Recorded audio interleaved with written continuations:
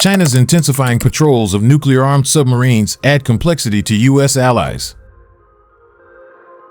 China is for the first time keeping at least one nuclear-armed ballistic missile submarine constantly at sea, according to a Pentagon report, adding to the pressure on the United States and its allies as they try to counter Beijing's attacks' growing military.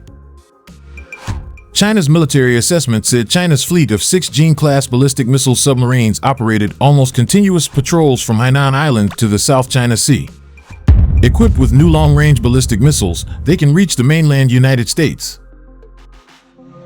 The new patrol implies improvements in many areas, including logistics, command and control, and weapons. They also show how China began operating its ballistic missile submarines in the same way the United States, Russia, Britain, and France have for decades. Their preventive patrols allow them to threaten a nuclear counterattack even if missiles and ground-based systems are destroyed. Under the classical nuclear doctrine, it prevented the enemy from launching the initial attack. Chinese submarines are now equipped with third-generation missiles, the JL-3. With an estimated range of over 10,000 kilometers, 6,214 miles, and carrying multiple warheads, the JL-3 allowed China to reach the mainland United States from Chinese coastal waters for the first time.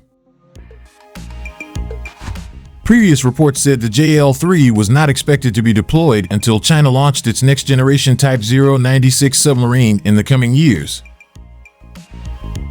The U.S. Navy maintains about 24 nuclear-powered submarines based in the Pacific, including on Guam and Hawaii, according to the Pacific Fleet. Under AUKUS, U.S. and UK nuclear-powered submarines will be deployed from Western Australia from 2027. Such submarines are the core weapon for hunting ballistic missile submarines, supported by surface ships and P-8 Poseidon reconnaissance aircraft. The U.S. also has seabed sensors in key sea lanes to help detect submarines. Timothy Wright, a defense analyst at London's International Institute for Strategic Studies, said U.S. troops may be able to cope with the situation now, but will have to commit more assets in the next 10 to 15 years once the more stealthy Type 096 patrols begin. China's rapid expansion of nuclear power means U.S. strategists will have to contend with 2 nuclear common foes for the first time, along with Russia. That would be of concern to the United States because it would stretch the U.S. defenses, contain more targets at risk, and they would need to cope with both conventional and nuclear capabilities. Command authority.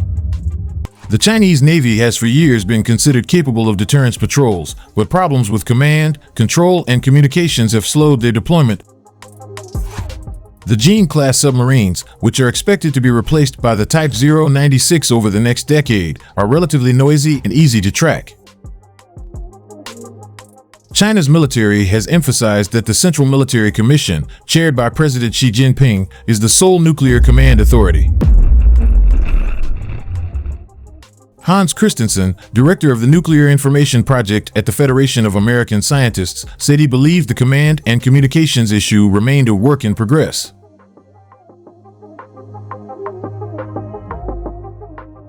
While China may have made progress establishing secure and operationally meaningful command and control between the Central Military Commission and the SSBN, it seems unlikely that its capabilities are complete or fully hardened in combat. South China Sea Bastion. With the advent of the JL-3 missile, Christensen and other analysts expect Chinese strategists to keep their ballistic missile submarines in the deep waters of the South China Sea, which China has fortified with a series of bases, rather than risk patrolling the West Pacific. Colin Coe said China could store its ballistic missile submarines in fortresses of protected waters near its shores. And Russia is thought to keep the majority of its 11 ballistic missile submarines largely in bastions off its Arctic coast, while US, French, and British vessels roam more widely.